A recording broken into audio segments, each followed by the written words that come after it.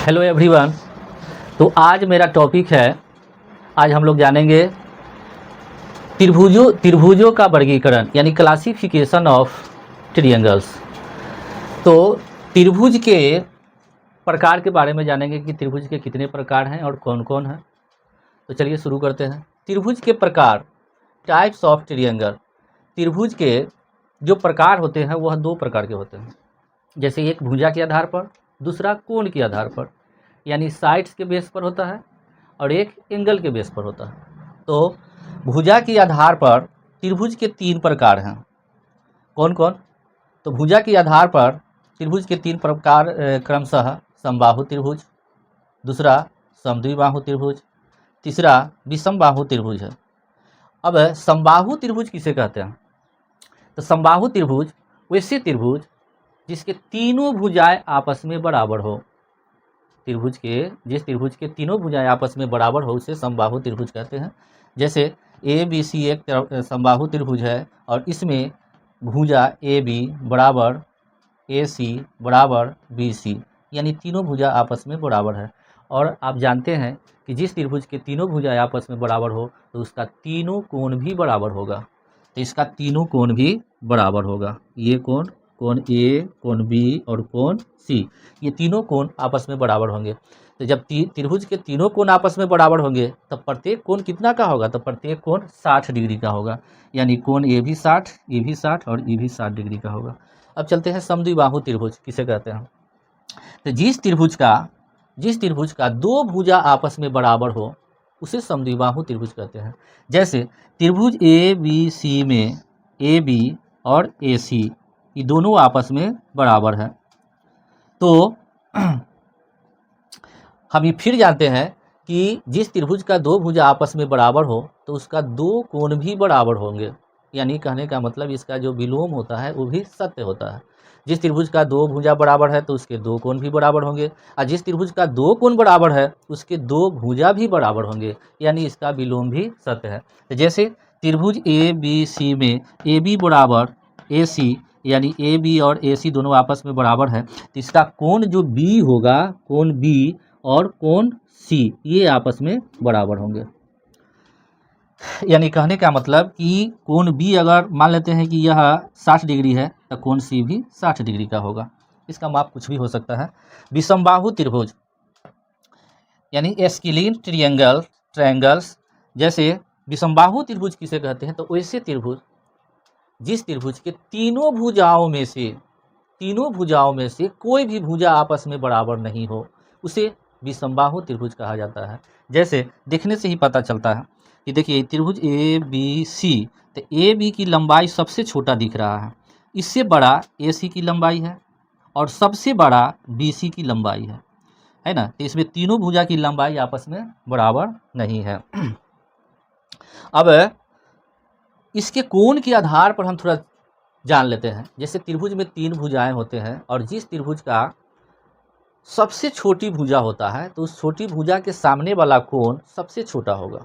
जैसे एक एग्जाम्पल के द्वारा समझते हैं। जैसे मान लीजिए कि यह एक त्रिभुज है, यह एक त्रिभुज है। अब देखिए ये सबसे छोटा भुजा है, जैसे इसका नाम हम रख देते हैं डी, ई और एफ। जैसे ये सबसे छोटी भुजा है तो ये भुजा के सामने वाला जो ये कोण है, ये वाला कोण सबसे छोटा होगा। अब ये भुजा से डी ई भुजा से बड़ा भुजा कौन है? डी एफ भुजा। तो ई भुजा के सामने वाला कौन है? तो ये वाला कौन है, तो ई कोण से ये कोण बड़ा होगा। अच्छा, इनमें सबसे बड़ी भुजा कौन है? तो ई और एफ। ई एफ सबसे बड़ी भुजा है।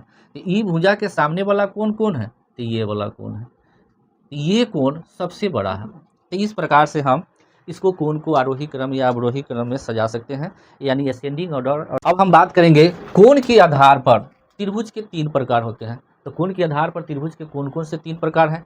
तो जैसे न्यून कोण, एक्यूट ट्रायंगल, दूसरा सम कोण यानी राइट ट्रायंगल, और तीसरा अधिक कोण त्रिभुज जिसको ऑब्ट्यूज ट्रायंगल कहा जाता है। अब न्यून कोण त्रिभुज किसे कहते हैं? तो जिस त्रिभुज के तीनों कोण 90 डिग्री से छोटा और 0 डिग्री से बड़ा हो उसे न्यून कोण कहा जाता है। जैसे मान लिया कि ABC एक न्यून कोण त्रिभुज है, इसका प्रत्येक कोण जो है 90 डिग्री से छोटा होगा। फिर समकोण त्रिभुज जिसको राइट ट्रायंगल कहते हैं, तो जिस त्रिभुज का एक कोण 90 डिग्री का होता है यानी 90 अंश का होता है, यानी जिस त्रिभुज का एक कोण 90 डिग्री 90 अंश या 90 डिग्री का होता है उसे समकोण त्रिभुज कहते हैं। और समकोण त्रिभुज का एक पहचान है कि इस प्रकार की आकृति आपको दिख जाए तो समझ जाना है कि यह 90 डिग्री का एंगल है कि नहीं। तो ये समकोण त्रिभुज है कि नहीं, समकोण त्रिभुज कहा जाता है। समकोण त्रिभुज में एक चीज़ क्या होता है कि जैसे मान लीजिए कि ये समकोण त्रिभुज है और समकोण त्रिभुज में ये तिरछी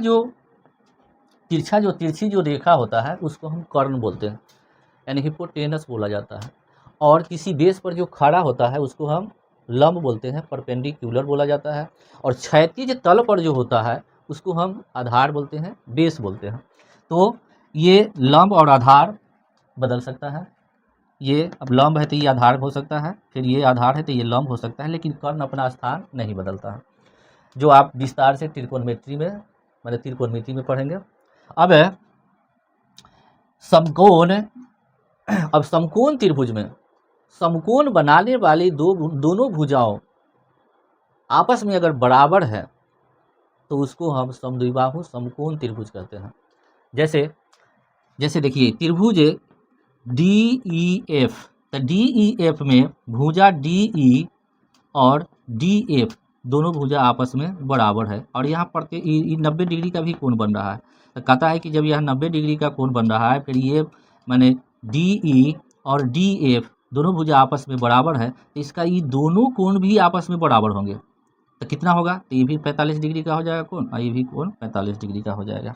तो समद्विबाहु समकोण त्रिभुज किसे कहते हैं, तो जिस समकोण त्रिभुज में समकोण बनाने वाली दोनों भुजाओं की लंबाइयां समान हो तो उसे हम समद्विबाहु समकोण त्रिभुज कहते हैं।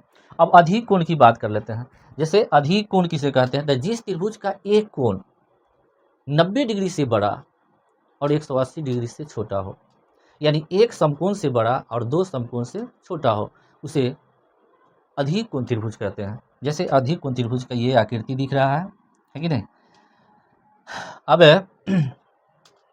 आज का वीडियो लगभग यहीं समाप्त होने वाला है।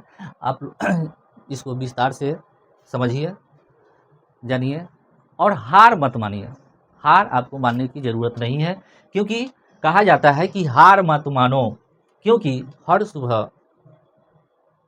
हर सुबह नई उम्मीद की किरण लेकर आती है। इसलिए हार मत मानिएगा। आज अब इतना ही, धन्यवाद।